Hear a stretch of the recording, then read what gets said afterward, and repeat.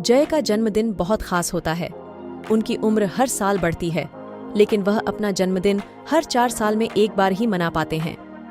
29 फरवरी साल का एक ऐसा दिन है जो 4 साल में सिर्फ एक बार आता है। जय को अपना वास्तविक 25वां जन्मदिन मनाने के लिए 100 वर्ष का होना होगा। जय ने पूनम दीदी से पूछा कि ऐसा क्यों होता है? पूनम दीदी ने कहा, अंग्रेजी कैलेंडर की गणना सौर वर्ष के आधार पर की जाती है।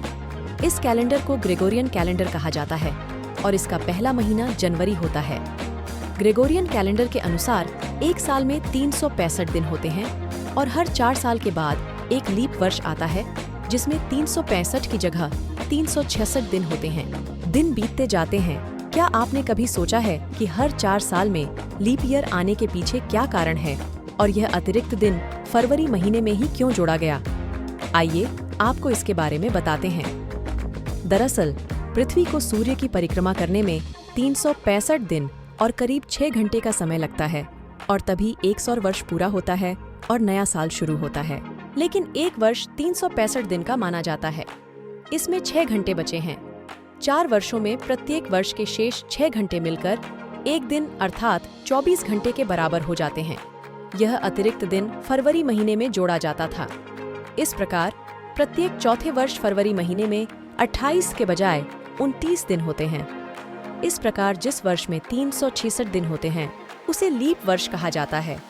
यदि हम लीप वर्ष नहीं मनाएंगे तो हम सौर मंडल के समय चक्र से हर साल 6 घंटे आगे बढ़ जाएंगे। इस तरह 100 साल बाद 25 दिन बीत जाएंगे। फिर मौसम परिवर्तन का जरा भी ज्ञान नहीं रहेगा।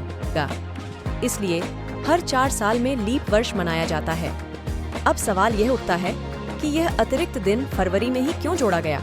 इसे किसी अन्य महीने में भी जोड़ा जा सकता था। इसका कारण ये है कि ग्रेगोरियन कैलेंडर से पहले जूलियन कैलेंडर का प्रचलन था। यह रोमन सौर कैलेंडर था। जूलियन कैलेंडर में साल का पहला महीना मार्च और आखिरी फरवरी होता था। इस कैलेंडर में लीप वर्ष की व्यवस्था की गई थी। उस समय लीप वर्ष का अतिरिक्त दिन आखिरी महीने में जोड़ा जाता था। जब जूलियन कैलेंडर के स्थान पर ग्रेगोरियन कैलेंडर आया तो पहला महीना जनवरी बना, लेकिन फिर भी फरवरी में अतिरिक्त दिन जोड़ा गया क्योंकि यह क्रम पहले से ही चल रहा था और फरवरी सबसे छोटा महीना था। आप सभी जानते हैं कि पृथ्वी सूर्य के चारों ओर घूमती है, जिसके कारण दिन और रात होते हैं और ऋतुएं बदलती हैं। जिस तरह अंग्रेजी कैलेंडर में लीप ईयर की व्यवस्था की गई है, ठीक वैसे ही हिंदू कैलेंडर में अधिक मास की व्यवस्था है। हिंदू कैलेंडर के 5 प्रमुख अंग माने जाते हैं: वार, तिथि, नक्षत्र, योग और करण। इनके कारण ही इसे पंचांग कहा जाता है। हिंदू कैलेंडर चंद्रवर्ष पर आधारित होता है। तिथियों के घटने और बढ़ने की वजह से महीने में और साल में दिन कम और ज्यादा होते हैं। आमतौर पर हर साल करीब 5 से 11 दिनों का अंतर आता है और हर 3 साल में ये अंतर करीब 1 महीने के बराबर हो जाता है। इस स्थिति में साल में 1 माह अतिरिक्त हो जाता है। अतिरिक्त माह को अधिक मास, मलमास या पुरुषोत्तम मास के नाम से जाना जाता है।